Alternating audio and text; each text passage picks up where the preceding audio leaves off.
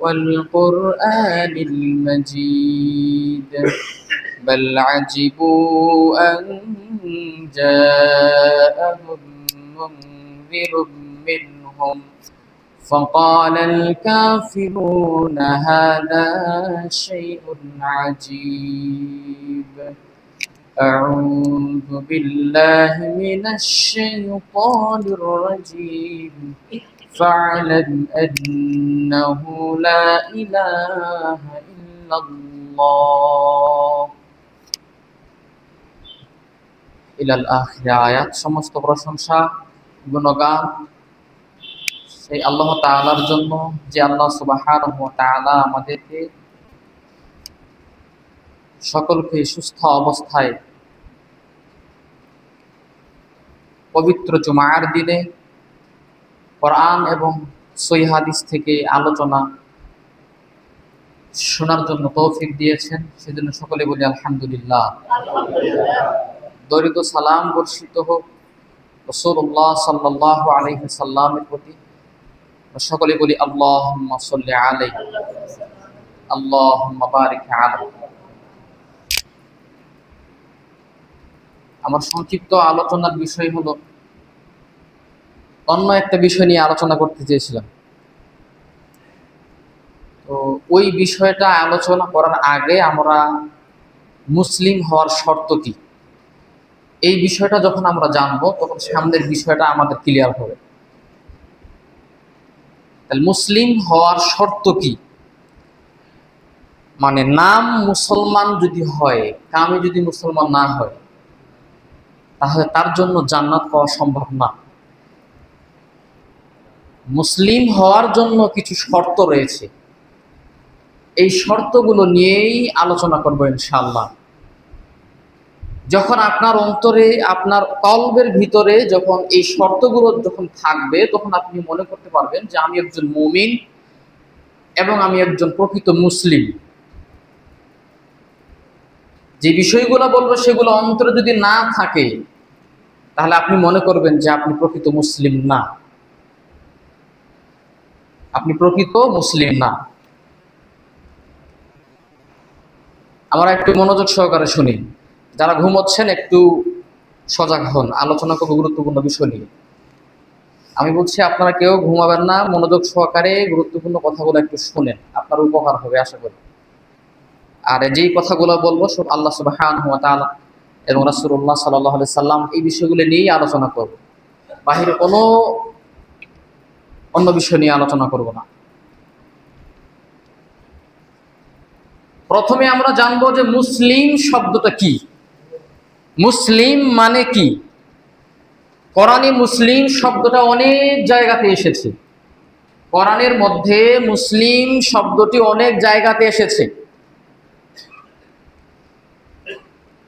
কিন্তু মুসলিম শব্দের অর্থ কি?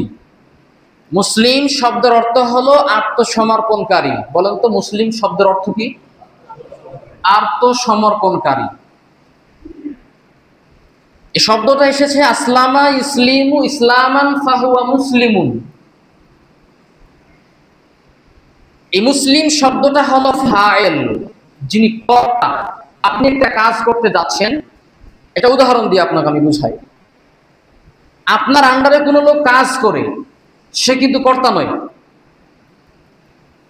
আপনার আন্ডারে যে কাজ করে সে কিন্তু মালিক নয়।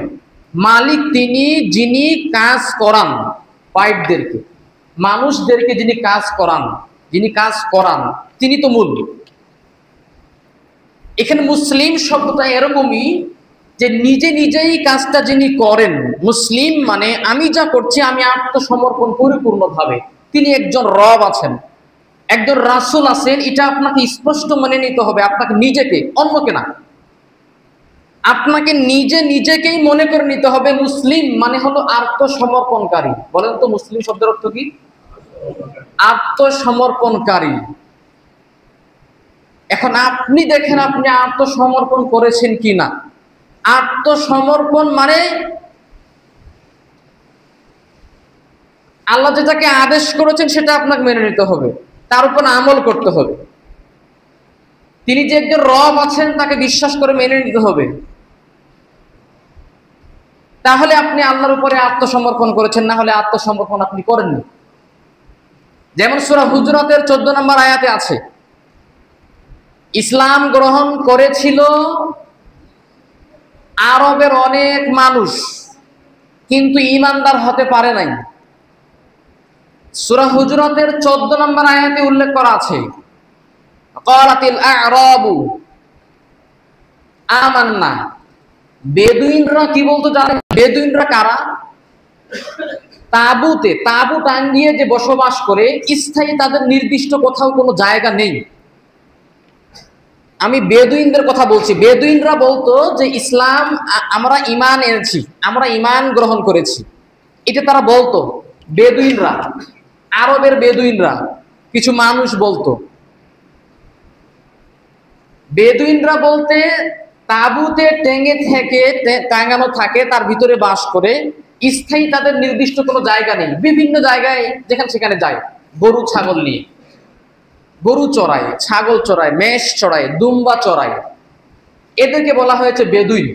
বেদুইন কয়েকটা প্রকার আছে, তো কয়েক প্রকারের ভিতরে আসলে শুধু এতটুকু বোঝেন যে বেদুইনরা বলতো,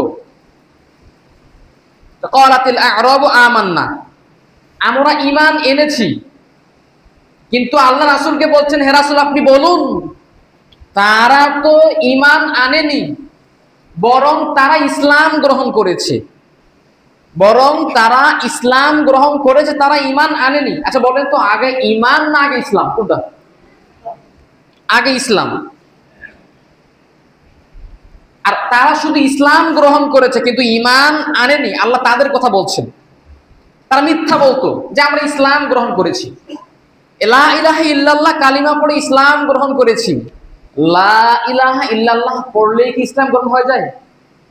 তারা বাস্তবায়ন করতে হবে, তাহলে সে আপনি মুমিন হবেন এবং মুসলিম হবেন। তাহলে আত্মসমর্পণ কেউ করলেন, আপনি নিজে দাবি করছেন যে লা ইলাহা ইল্লাল্লাহ, আপনি বলেন যে আল্লাহ ছাড়া সত্য কোনো ইলাহ নেই, সত্য কোনো মাবুদ নেই, এটা আপনি বিশ্বাস করছেন। তো লা ইলাহা ইল্লাল্লাহর ভিতরে যে অনেক কিছু আছে সেটা কি আপনি জানেন? লা ইলাহা ইল্লাল্লাহর ভিতরে যদি আপনি তাফসীর দেখেন তাহলে আপনি বুঝতে পারবেন লা ইলাহা ইল্লাল্লাহর ভিতরে অনেক শর্ত আছে। শুধু মুখে আপনি লা ইলাহা ইল্লাল্লাহ পড়লেন আর বললেন যে আমি ইসলাম গ্রহণ করেছি, না, এটা হবে না। তাহলে তো আপনি বেদুইনদের মতো হয়ে গেলেন।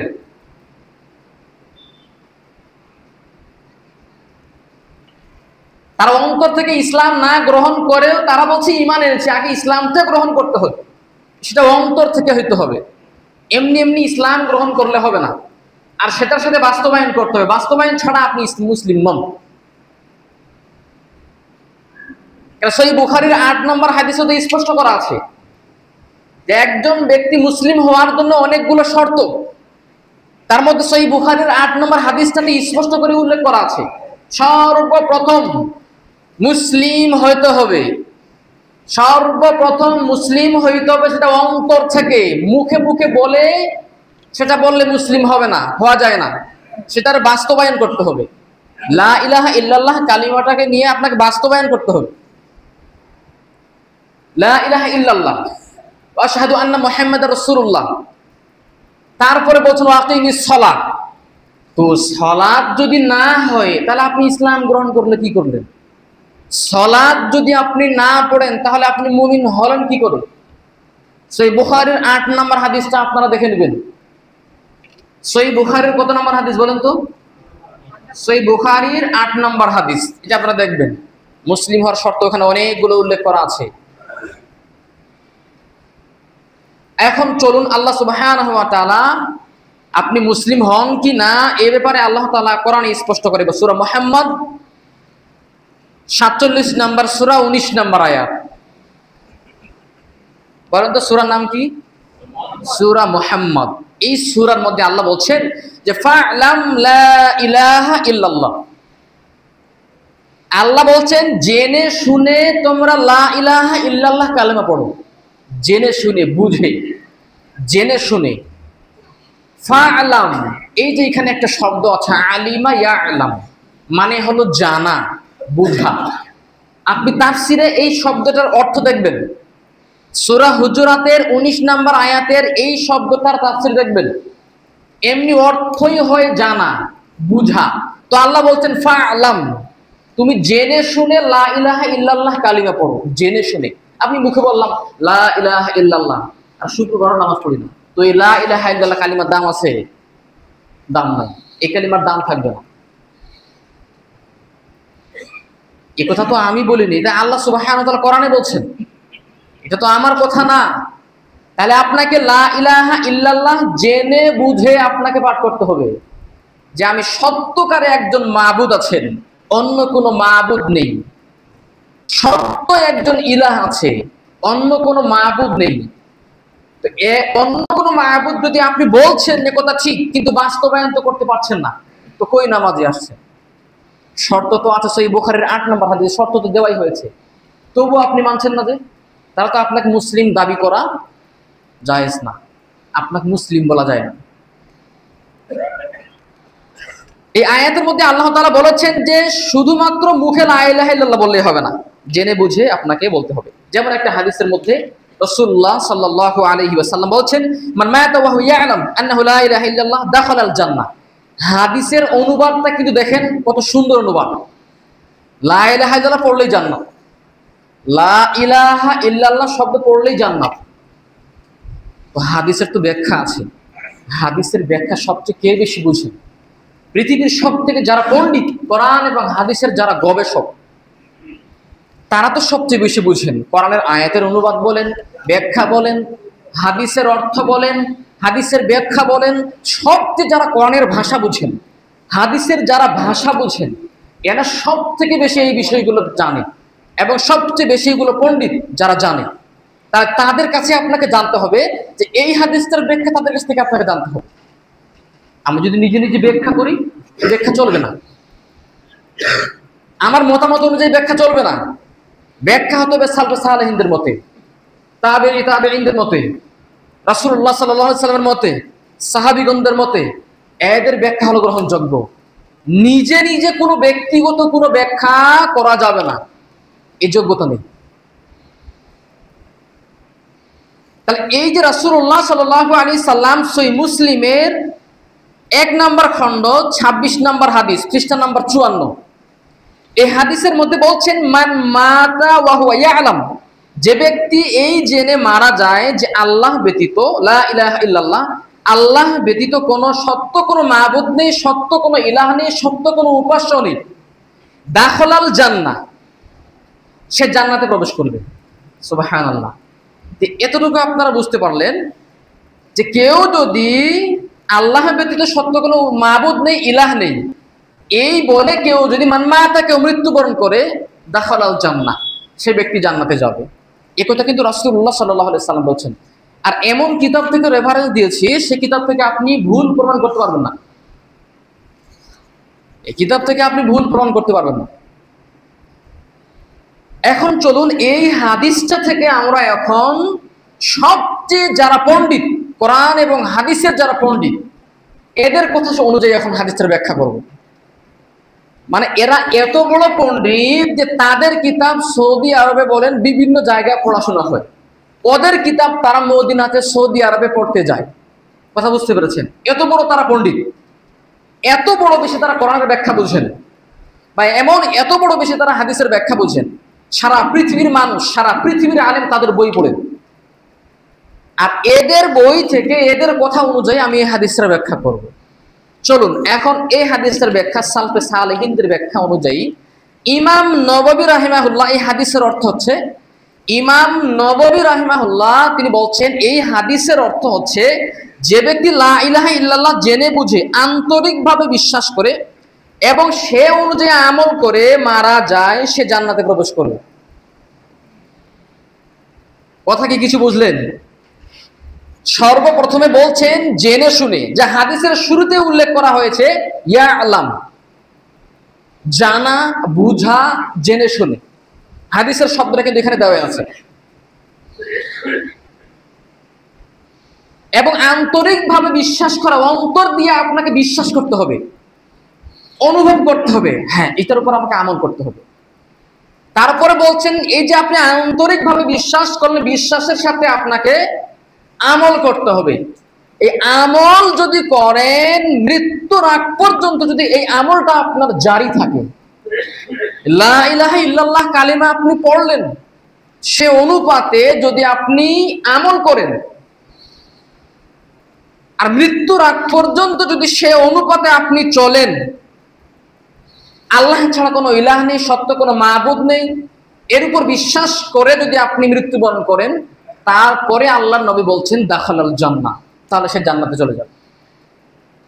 তাহলে আল্লাহর নবী কিন্তু শর্ত দিলেন, আমি এক ওয়াক্ত নামাজ পড়বো আর এক ওয়াক্ত নামাজ পড়বো না, সে মুসলিম না। সে মুসলিম হয় কি করে? তাহলে মুসলিম হওয়ার যে শর্তগুলো আল্লাহর নবী দিলেন বা আল্লাহ তাআলা কোরআনের মধ্যে যে শর্তগুলো উল্লেখ করেছেন, তাহলে এই শর্তগুলো কি হলো? মুসলমানের ঘরে জন্ম হয়েছে তাই কি মুসলিম?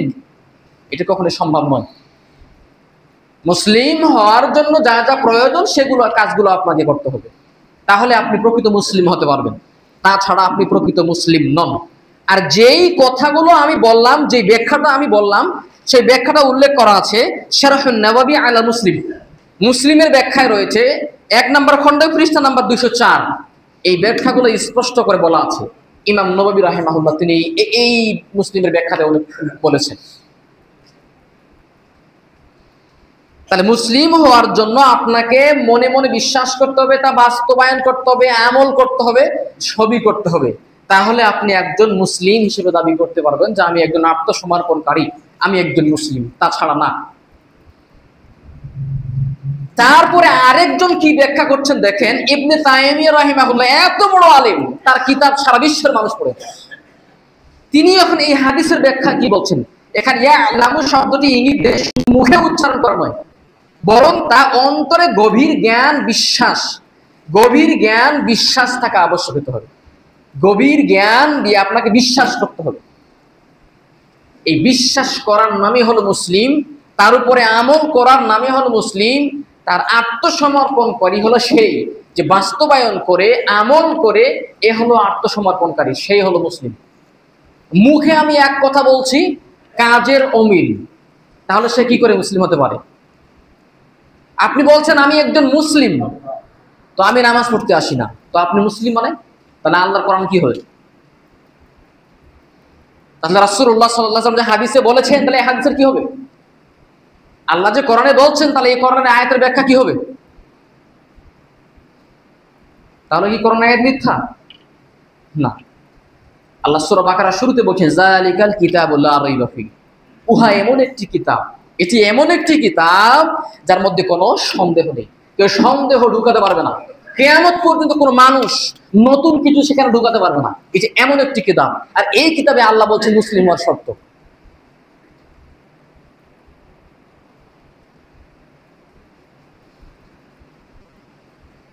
আর ইমাম তাইমিয়া রাহিমাহুল্লাহ যে কথাটা বলেছেন আল ফাতাওয়িল কুবরার মধ্যে রয়েছে 7 নম্বর খণ্ড পৃষ্ঠা নাম্বার 564 নম্বর পৃষ্ঠায় উল্লেখ করা আছে এই ব্যাখ্যাতে।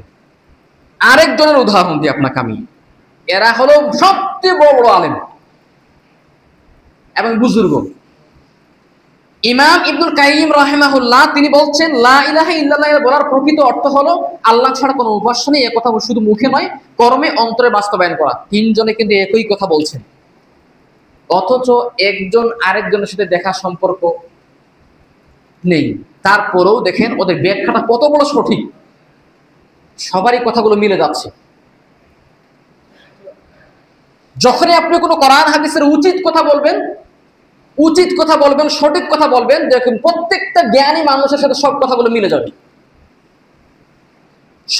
মিলে যাবে, অটোমেটিক মিলে যাবে। এই কারণে আল্লাহ বলছেন যে তোমরা জানা মানুষের নিকটে জানো, কখনো অজানা মানুষের নিকটে তোমরা জানতে যেও না। অজানা মানুষের নিকটে জানতে গেলে তারা তো আপনাকে ভুল পরামর্শ দেবে, আপনাকে তারা জান্নাত জাহান্নামের ভিতরে নিয়ে যাবে। এই কারণে এমন ব্যাখ্যা, এমন যাদের কথা শুনতে হবে, স্পষ্ট হতে হবে। মৃত্যু পর্যন্ত যদি এই বিশ্বাস অটল থাকে, আল্লাহ তার বান্দাকে ক্ষমা করে জান্নাতে দিবেন। সুবহানাল্লাহ। তাহলে এই যে বিশ্বাস করলেন, তার উপর আমল করতে হবে, সেটা মৃত্যু পর্যন্ত হতে হবে। আর এই মৃত্যু পর্যন্ত যদি এই আমলটা আপনি জারি থাকে আপনার, তাহলে আল্লাহ বলছেন তার পাপগুলোকে আমি ক্ষমা করে দিয়ে তাকে জান্নাতে প্রবেশ করাবো। সুবহানাল্লাহ। তাহলে এই শর্তগুলো আপনাকে মানতে হবে। এই শর্ত না মানা পর্যন্ত আপনি স্পষ্ট প্রকৃত মুসলিম আপনি হতে পারবেন না। 2 নম্বর শর্ত ইয়াকিন। আল ইয়াকিন মানে হলো দৃঢ় বিশ্বাস রাখতে হবে, যা আল্লাহ কোরআনে স্পষ্ট করে বলেছেন। সূরা হুজুরাতের 15 নম্বর আয়াত, বলেন তো কোন সূরা? সূরা হুজুরাতের 15 নম্বর আয়াতের মধ্যে স্পষ্ট করে আল্লাহ তাআলা বলছেন যে ইন্নামাল মুমিনুনা আল্লাযীনা আমানু বিল্লাহি ওয়া রাসূলিহি সুম্মা লাম ইয়ারতাবু। আল্লাহ স্পষ্ট করে বলছেন যে ইন্নামাল মুমিন, এই শব্দ দ্বারা আল্লাহ তাআলা সত্যিকারের মুমিনদেরকে বুঝিয়েছেন। সত্যিকারের যারা মুমিন, যারা কথা দিয়ে হেরফের করে না, যারা কথার এদিক সেদিক করে না, লা ইলাহা ইল্লাল্লাহ কালিমা পড়ার পরে বাস্তবিক সে আমল করে, এদিক সেদিক কোনো হেরফের করে না, তা আল্লাহ যা বলেছেন তার বিধানগুলো সে বাস্তবায়ন করে, এর নামই হলো প্রকৃত মুসলিম, এর নামই হলো সে প্রকৃত মুমিন। তাছাড়া কখনো মুমিন হওয়া যায় না। আল্লাহ এখানে এমন শব্দ একটা ব্যবহার করলেন, ইন্নামা, মানে মুমিন তো তারাই যারা আল্লাহ তার রাসূলের প্রতি ঈমান এনেছে, এরপর তার কোনো সন্দেহ করে নেই। মানে আল্লাহর নবীর হাদিস, রাসূলুল্লাহ সাল্লাল্লাহু আলাইহি সাল্লামের হাদিস, আল্লাহর কোরআনের আয়াতগুলোকে যদি কোনো ব্যক্তি সন্দেহ করে, যদি তাদের অন্তরে সন্দেহ জাগে, যদি তারা মনে করে এতে সন্দেহ আছে, সে মুসলিম নয়, সে মুমিন নয়। যা সূরা হুজুরাতের 15 নম্বর আয়াতে আছে। কাদের কথা বলছেন আল্লাহ তাআলা? এই যে বলছেন সুম্মা লাম ইয়াস্তাবু, এরপর তারা কোনো সন্দেহ করে না। যারা সন্দেহ করে না রাসূল সাল্লাল্লাহু আলাইহি ওয়াসাল্লামের হাদিসগুলোতে এবং আল্লাহর বিধান, আল্লাহর কোরআনের আয়াতগুলোতে যারা সন্দেহ করে না, সন্দেহ মনে করে না, নির্দ্বিধায় তারা মেনে নেয়, তার উপরে আমল করে, এরাই হলো প্রকৃত মুসলিম এবং প্রকৃত মুমিন। যেমন এক হাদিসের মধ্যে রাসূলুল্লাহ সাল্লাল্লাহু আলাইহি ওয়াসাল্লাম উল্লেখ করেছেন যে আশহাদু আল্লা ইলাহা ইল্লাল্লাহ ওয়া আন্না রাসূলুল্লাহ লা ইয়ালকাল্লাহু বিহিমা আবদুন গায়রু শাকিন ফায়ুহজাবু আনিল জান্নাহ। দেখেন এই হাদিসের মধ্যে কিছু কিছু বিষয় এখানে উল্লেখ করা আছে এই আয়াতের ব্যাখ্যা অনুযায়ী। যে ব্যক্তি সন্দেহহীন ভাবে লা ইলাহা ইল্লাল্লাহ পড়বে, এখন আপনি মনে করছেন যে লা ইলাহা ইল্লাল্লাহ পড়লাম, আপনি সন্দেহ করছেন যে মানে নামাজ পড়তে পারবো কি না। কত বিধর্মী ইসলাম গ্রহণ করে, কত ইহুদি খ্রিস্টান ইসলাম গ্রহণ করে। আচ্ছা, ইসলাম গ্রহণ করার পরে যখন ইসলাম গ্রহণ করছে, সেটা যদি তারা অন্তর থেকে ইসলাম গ্রহণ না করে, আর সে যদি ভাবে যে সেগুলো আমল করতে পারবো কি না, এরকম যদি তাদের অন্তরে দুর্বলতা থাকে, তাহলে এই বাক্যকে অপমান করা হয়, লা ইলাহা ইল্লাল্লাহ শব্দটাকে অপমান করা হয়, লাঞ্ছিত করা হয়। কারণ লা ইলাহা ইল্লাল্লাহ ফাআলাম লা ইলাহা ইল্লাল্লাহ, এটা কোরআনে আল্লাহর আয়াত, যা শুরুতে আমি বললাম যালিকাল কিতাবু লা রাইবা ফি, এটা এমন একটি কিতাব যার মধ্যে কোনো সন্দেহ নেই। আর আপনি লা ইলাহা ইল্লাল্লাহ পড়ার পরে আপনি সন্দেহ করছেন যে নামাজ পড়তে পারবো কিনা, এটা ঠিক কিনা। এরকম যদি আপনার অন্তরে সন্দেহ মনে হয়, তাহলে আপনার লা ইলাহা ইল্লাল্লাহ টিকবে না।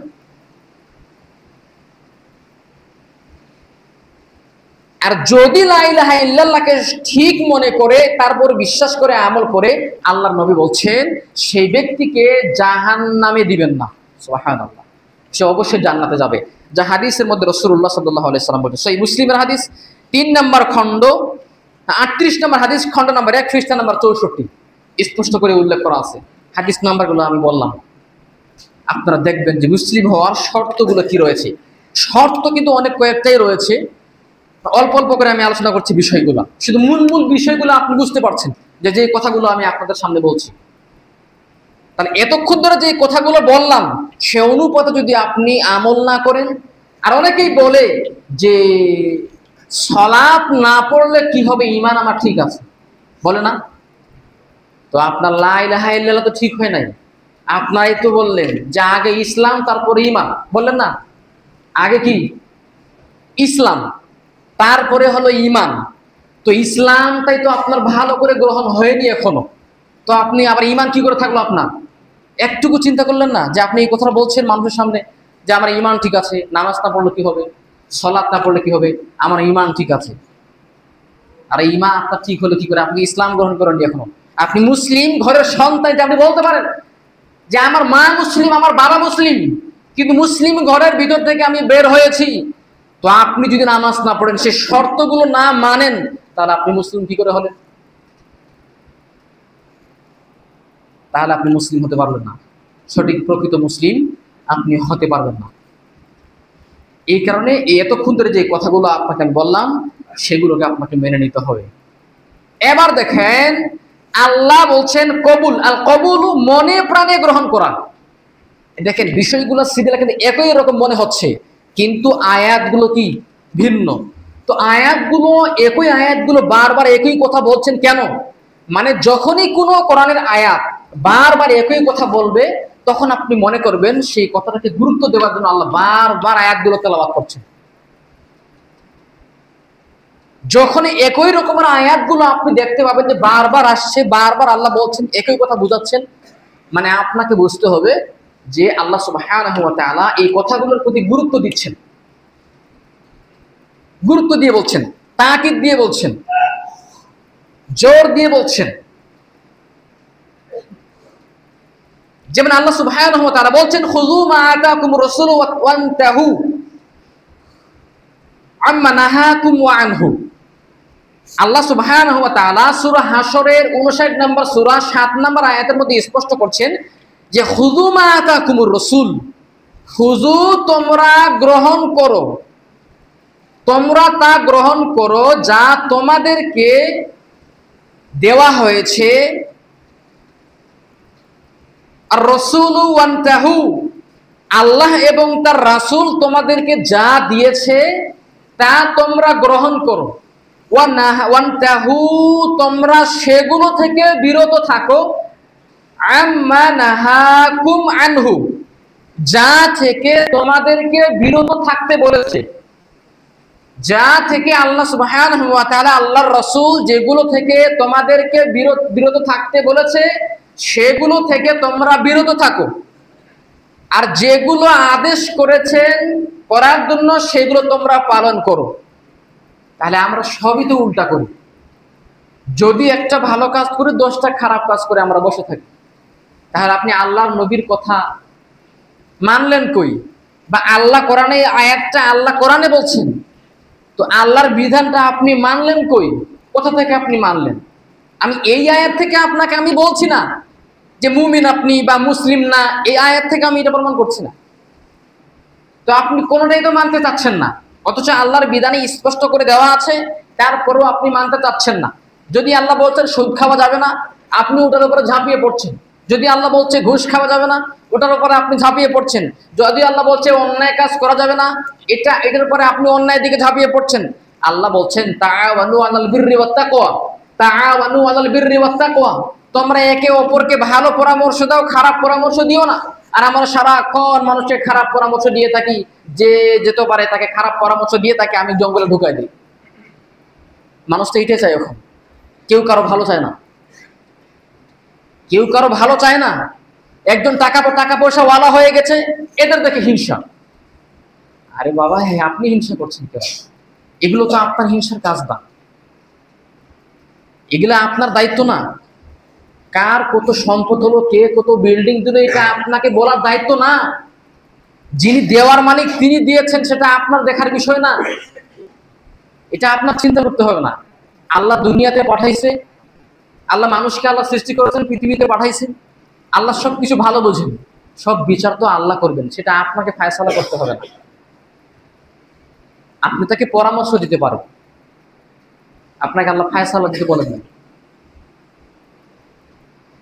রাসূলুল্লাহ সাল্লাল্লাহু আলাইহি সাল্লাম আরেকটি হাদিসের মধ্যে বলছেন যে আন আবি হুরায়রা রাদিয়াল্লাহু তাআলা আনহু আন্না রাসূলুল্লাহ সাল্লাল্লাহু আলাইহি সাল্লাম ক্বালা কুল্লু উম্মতি ইয়াদখুলুনাল জান্নাহ ইল্লা মান আবা ক্বাল ইয়া রাসূলুল্লাহ ওয়া মান ইয়া আবা ক্বালা মান আতাআনি দাখালাল জান্নাহ ওয়া মান আসানি আবা। এই হাদিসটা দেখে শুনেন, রাসূলুল্লাহ সাল্লাল্লাহু আলাইহি সাল্লাম, সহিহ বুখারীর হাদিস 7280 নম্বর হাদিস, খণ্ড নম্বর 8, পৃষ্ঠা নম্বর 103। এই হাদিসটার মধ্যে রাসূলুল্লাহ সাল্লাল্লাহু আলাইহি সাল্লাম কি বলছে দেখেন। রাসূলুল্লাহ সাল্লাল্লাহু আলাইহি সাল্লাম বলছেন, আমার সকল উম্মতই জান্নাতে প্রবেশ করবে। একটা বিষয় এখানে বুঝেন, এখানে কিন্তু অনুবাদে বলছে, তো অবশ্যই শাব্দিক ব্যাখ্যা আছে, প্রত্যেকটা অক্ষরের মর্যাদা আছে, প্রত্যেকটা অক্ষর সম্পর্কে জ্ঞান আছে। এই জ্ঞান আপনাকে অর্জন করতে হবে। এখানে কি বলছে, সব জ্ঞান যদি অর্জন করা নাও সম্ভব হয়, কিছু না কিছু তো আপনি বুঝতে পারবেন।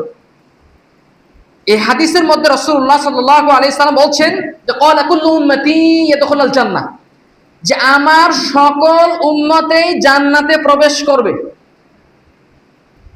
তারপরের বাক্যে কি বলছেন, ইল্লা মান আবা, ক্বাল ইয়া রাসূলুল্লাহ ইল্লা মান আবা, কিন্তু এই যেখানে কিন্তু লিখে দিয়েছেন, আমার সকল উম্মতেই জান্নাতে যাবে, জান্নাতে প্রবেশ করবে। তো ইহুদিরা কি রাসূলের উম্মত নয়? খ্রিস্টানরা কি রাসূলের উম্মত নয়? প্রত্যেকটা মানুষ তো ইসলামের উপর জন্মগ্রহণ করেছে, প্রত্যেকটা মানুষ ইসলামের উপর জন্মগ্রহণ করেছে, ফিতরাতের উপর জন্মগ্রহণ করেছে, কিন্তু তার পরিবার তাকে বিধর্মী বানায়, তার পরিবার তাকে অমুসলিম বানায়, তার পিতামাতা তাকে অমুসলিম বানায়। আল্লাহ প্রত্যেকটা মানুষকে ফিতরাতের উপর তৈরি করেছে, সৃষ্টি করেছে। ফিতরাত মানে ইসলামের উপর জন্মগ্রহণ করিয়েছে প্রত্যেকটা, ইহুদি বলেন, খ্রিস্টা বলেন, সকল দেখি। তো এখন কি তারা ইহুদিরা জান্নাতে যাবে? তাহলে তারাও তো উম্মত, কিন্তু এখানে শর্ত অনেকগুলো আছে। কিন্তু যে অস্বীকার করবে, সে ইহুদি হোক, সে মুসলমান হোক, সে যে কোনো হোক, যে কে হোক না কেন, সে যদি আল্লাহকে অস্বীকার করে, রাসূলকে অস্বীকার করে, সে ব্যতীত। কেউ যদি আল্লাহকে অস্বীকার করে, রাসূল সাল্লাল্লাহু আলাইহি সাল্লামকে অস্বীকার করে, তারা ব্যতীত বলছে, তাহলে তো আপনাকে পুরো হাদিসটা শুনতে হবে। রাসূলুল্লাহ সাল্লাল্লাহু আলাইহি সাল্লাম কি বলছেন? এখন যাদের সামনে বললেন তারা বলেন যে কে অস্বীকার করবে? সাহাবীরা বলছে, ইয়া রাসূলুল্লাহ, কে অস্বীকার করবে? তিনি বললেন, যারা আমার অনুসরণ করবে তারা জান্নাতে প্রবেশ করবে, আর যে আমার অবাধ্য হবে সেই অস্বীকার করবে। তাহলে আমি যে পূর্বের আয়াতটা তেলাওয়াত করলাম, খুযু মা আতাকুমুর রাসূল, আল্লাহ এবং তার রাসূল যা তোমাদেরকে দিয়েছে তা তোমরা গ্রহণ করো, আর যেটা থেকে তোমাদেরকে নিষেধ করেছেন সেটা তোমরা বর্জন করো। তাহলে এই হাদিসের মধ্যে এই কথাই বলছেন যে যে ব্যক্তি আমাকে অনুসরণ করবে, আল্লাহকে অনুসরণ করবে, রাসূলকে মানবে, তারা ব্যতীত, তারাই জান্নাতে যাবে। তারা রাসূল এবং আল্লাহকে বিশ্বাস করে মেনেছে, বাস্তবায়ন করেছে, আমল করেছে, তারাই জান্নাতে যাবে। আর যারা অস্বীকার করেছে, বাস্তবায়ন করেনি, আমল করেনি, মানেনি, তারা কিন্তু জান্নাতে যাবে না। এই হাদিসের মধ্যে স্পষ্ট করে বলা হয়েছে। সহিহ বুখারীর হাদিস ৭২৮০ নম্বর হাদিস, খণ্ড নম্বর ৮, পৃষ্ঠা নম্বর ১০৩, স্পষ্ট করে হাদিসের মধ্যে উল্লেখ করা আছে। তাহলে ইহুদি খ্রিস্টান নয়, যারা আত্মসমর্পণকারী, যে আত্মসমর্পণ করবে, আল্লাহর উপর বিধানের উপর আমল করবে, রাসূলকে বিশ্বাস করবে, আমল করবে, তারাই শুধু জান্নাতে যাবে, তাছাড়া অন্য কেউ না। ইহুদি খ্রিস্টান জান্নাতে যেতে পারবে না।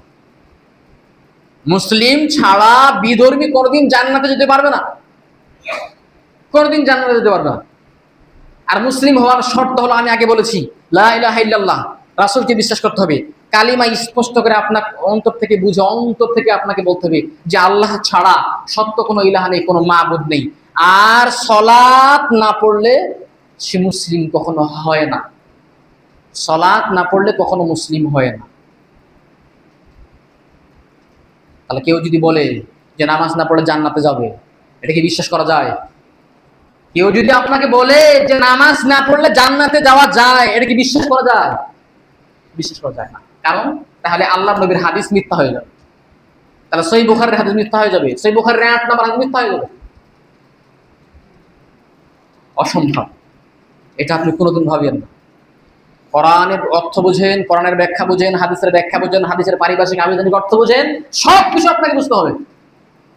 এত সহজ মনে করিয়েন না। কিতাব পড়ার কারণে মাদ্রাসাতে এমনি মানুষ যায় না, খেয়াল তামাশা করার জন্য যায় না। ওখানে অনেক কিছু বিষয় আছে যেগুলো আপনার অজানা, জানার চেষ্টা করতে হবে, জ্ঞানী মানুষদেরকে জিজ্ঞাসা করতে হবে। এখন দেখেন ফাতহুল বারী, এই সহিহ বুখারীর ব্যাখ্যায়, ফাতহুল বারী সহিহ বুখারীর ব্যাখ্যায় তিনি বলেছেন, সহিহ বুখারীর ফাতহুল বারীতে রয়েছে, স্পষ্ট করে তিনি ব্যাখ্যা করেছেন। আমি আপনাকে আবারও বলছি, সবচেয়ে যারা পণ্ডিত, যারা ব্যাখ্যা করেন কোরআন এবং হাদিসের, সবচেয়ে যারা পণ্ডিত, তাদের ব্যাখ্যা আমি এখানে উপস্থাপন করেছি। কোনো সাধারণ বক্তা, সাধারণ মানুষের ব্যাখ্যা আমি এখানে আলোচনা করিনি। সব যারা এই কথা, আমি যে আপনাকে যে কথাটা বলছি, কিয়ামত পর্যন্ত আপনি উল্টাতে পারবেন না। আর যদি কথাটা উল্টে যায় তাহলে সারা পৃথিবীর যারা কিতাব নিয়ে সব কথা মিথ্যা হয়ে যাবে। আমি এখানে এমন কিতাবের কথা উল্লেখ করেছি, এমন বড় বড় বুজুর্গের কথা উল্লেখ করেছি, এই কথা যদি আমার উল্টে যায় তাহলে পৃথিবীর সবচেয়ে যারা বড় কিতাব লেখক, যারা কিতাব লিখেছেন, তাদের প্রত্যেকটা কথা উল্টে যাবে। কথা বুঝতে পেরেছেন? আর তাদের কিতাব থেকে আমি সংগ্রহ করেছি, রেফারেন্স দিয়েছি, কোন দুর্বল কিতাব থেকে না, কোন দুর্বল কথা থেকে না। যে কিতাব সবাই পড়ে, হানাফি বলেন, হাম্বলি বলেন, শাফেঈ বলেন, মালিকি বলেন, সবাই যে কিতাব পড়ে এই কিতাব থেকে আমি রেফারেন্স দিয়েছি। এই ফাতহুল বারীর ব্যাখ্যাতে, এই হাদিসের ব্যাখ্যাতে উম্মতি দ্বারা সেই সকল লোককে বোঝানো হয়েছে যাদের মাঝে দাওয়াত এসেছে, অর্থাৎ ইসলামে প্রবেশ করেছে, দাওয়াত এসেছে, তাকে দাওয়াত দিয়েছে, ইসলামে প্রবেশ করেছে। আর যারা অন্য ধর্মে রয়ে গেছে তারা বাহিরে, তারা ছাড়া, মানে বিধর্মীদেরকে বোঝাচ্ছেন। আর যারা লা ইলাহা ইল্লাল্লাহ কালিমা পড়েও যারা সেই বিধানটাকে বাস্তবায়ন করেননি তাদেরকে বোঝাচ্ছেন, তারা কিন্তু রাসূলের উম্মত হতে পারে না। রাসূল আমভাবে বলা হয়েছে যে পৃথিবীর সবাই আমার উম্মত, সবাই আমার উম্মত। কেন বলেছেন? প্রত্যেকটা মানুষ ফিতরাতের উপর জন্মগ্রহণ করেছে, প্রত্যেকটা মানুষ ইসলামের উপরে গ্রহণ করেছে, কিন্তু তার পরিবার তাকে ইহুদি খ্রিস্টান বানিয়েছে, ইহুদি বানিয়েছে, খ্রিস্টান বানিয়েছে তার পরিবার। কিন্তু ইসলাম অনুযায়ী যে তাকে জন্মগ্রহণ করেছে আল্লাহ, ইসলাম মুসলিম হিসেবে যে দুনিয়াতে পাঠাইছে আল্লাহ, এই কারণে রাসূল সাল্লাল্লাহু আলাইহি ওয়াসাল্লাম বলছেন তারা সবাই আমার উম্মত। কিন্তু আমল যখন করবে না, করতে পারবে না বা করবে না, তখন সে আমার উম্মতের অন্তর্ভুক্ত হতে পারবে না। অনেকগুলো হাদিস আছে যে কারা রাসূলের উম্মত নয়, এটার অনেকগুলো হাদিস আছে, তা এই বিষয়ে বলছি না। তার এখন আরেকটি বিষয়, 4 নম্বর বিষয় হলো যে সম্পূর্ণ আনুগত্য আত্মসমর্পণ করতে হবে। ইসলামের কোন জিনিস বাকি রাখা যাবে না, সম্পূর্ণভাবে আপনাকে আত্মসমর্পণ করতে হবে। উদখুলু ফিস সিলমি কাফা, মানে তোমরা পরিপূর্ণভাবে ইসলামে প্রবেশ করো, তোমরা পরিপূর্ণভাবে ইসলামে প্রবেশ করো। আল্লাহ বলেন উদখুলু ফিস সিলমি কাফা। তো অর্ধেক আপনি ইসলাম গ্রহণ করেছেন আর অর্ধেক ইসলাম গ্রহণ করেননি, এটা মুসলিমের বৈশিষ্ট্য না। তাহলে আপনি মুসলিমের অন্তর্ভুক্ত হবেন না, তাহলে আপনি মুসলিম হিসাবে আপনাকে গ্রহণ করা যায় না। তাহলে এই সহিহ বুখারীর 8 নম্বর হাদিস দ্বারা আপনি মুসলিম নন। আর সহিহ মুসলিমের 8 নম্বর হাদিসে বলা হয়েছে যে 5 ওয়াক্ত সালাত কায়েম করতে হবে, 5 ওয়াক্ত সালাত কায়েম করতে হবে, তাছাড়া মুসলিম হওয়া সম্ভব নয়। আর আমি আপনাদেরকে এই কারণে একটা কথা বলি যে মুসলিম ছাড়া কোনো আমাদের জানাজা আমি পড়বো না, আমি এমনি বলিনি, কিন্তু কথা বুঝতে পেরেছেন। সারা পৃথিবীর আলেমকে আপনি জিজ্ঞাসা করেন, সারা পৃথিবীর মানুষকে আপনি জিজ্ঞাসা করেন, যারা প্রকৃত আলেম, যারা সবচেয়ে বুজুর্গ, যারা সবচেয়ে বড় আলেম, আমি আপনাদেরকে সাধারণ মানুষকে বলতে বলিনি, আমি সাধারণ মানুষকে বলতে বলিনি, সাধারণ বক্তাদেরকে আমি বলতে বলিনি। আমি বলেছি সব থেকে যারা পণ্ডিত কোরআন এবং হাদিসের, তাদের কাছে আপনি পরামর্শ নেন। সবাইয়ের কাছে কোরআন হাদিসের পরামর্শ নেওয়া যায় না। এখন তো সাধারণ মানুষের ফতোয়া দেয়, আপনি যে কোনো জায়গাতে যাবেন দিল মারি ফতোয়া। আরে একটা বড় আলেম উনি ফতোয়া দিতে ভয় পায় যে এই যে আমি একটা ফতোয়া দিব আমার অবস্থা কি হবে। আর একটা সাধারণ মানুষ ফতোয়া দিতে ভয় করে না, হুট করে একটা বলে দিল যে কোনো কাজ। ধর্ম কি আপনি পাগল মনে করেছেন? না, পাগল নয়। আপনাকে জেনে বুঝে সব কাজ করতে হবে, আন্দাজে কোনো কাজ করা যাবে না। আর পরিপূর্ণভাবে আপনি ইসলাম গ্রহণ করতে হবে, পরিপূর্ণভাবে, কোনো কিছু ছাড় নাই। অন্তর এখন কিছু পাপ থেকে থাকে, যে করেন যে আমি একটা হারাম কাজ করে ফেললাম, সে যে মুসলিম না এমনটা কিন্তু না। আমি বলেছি শর্তগুলোর ভিতরে আপনাকে থাকতে হবে, যে শর্তগুলো আমি বললাম সেই শর্তগুলোর ভিতরে আপনাকে থাকতে হবে, তাহলে আপনি মুসলিম। এখন আপনি জানা করছেন, কথার কথা, আপনি ইসলাম গ্রহণ করেছেন, অন্তরে বিশ্বাস করেছেন, ঠিক আছে, কিন্তু মানুষ তো পাপ কাজ করতে পারে। রাসূলুল্লাহ সাল্লাল্লাহু আলাইহি সাল্লাম বলছেন কুল্লু বানি আদম, প্রত্যেক আদম সন্তানে পাপী, মানে পাপ হবে, এটা স্বাভাবিক, আল্লাহর কাছে ক্ষমা চেয়ে নিতে হবে। কিন্তু আপনাকে এই যে সালাত কায়েম করতে হবে, সিয়াম রাখতে হবে, লা ইলাহা ইল্লাল্লাহ কালিমা অন্তর থেকে বিশ্বাস করতে হবে, এগুলো আপনাকে মেনে নিতে হবে আগে অন্তর থেকে, এটা আপনাকে আগে বুঝতে হবে। তো এই কারণে আল্লাহ তাআলা বলছেন পরিপূর্ণভাবে তোমরা আত্মসমর্পণ করো এবং আল্লাহর দিকে তোমরা ফিরে আসো। যেমনটা আল্লাহ সুবহানাহু ওয়া তাআলা সূরা জুমারের 39 নম্বর সূরা 54 নম্বর আয়াতের মধ্যে আল্লাহ তাআলা বলছেন যে ওয়া আনিবু ইলা রাব্বিকুম ওয়া আসলিমু, ওয়া আনিবু তোমরা তোমাদের প্রতিপালকের দিকে ফিরে আসো, ওয়া আনিবু ইলা রাব্বিকুম, ওয়া আনিবু তোমরা ফিরে আসো, ইলা রাব্বিকুম তোমরা তোমাদের রবের দিকে পরিপূর্ণভাবে ফিরে আসো, ওয়া আসলিমু লাহু এবং তোমরা তারই প্রতি আত্মসমর্পণ করো। এখানে অনেক কিছু বিষয় আছে, মানে তারই প্রতি আপনাকে আত্মসমর্পণ করতে হবে।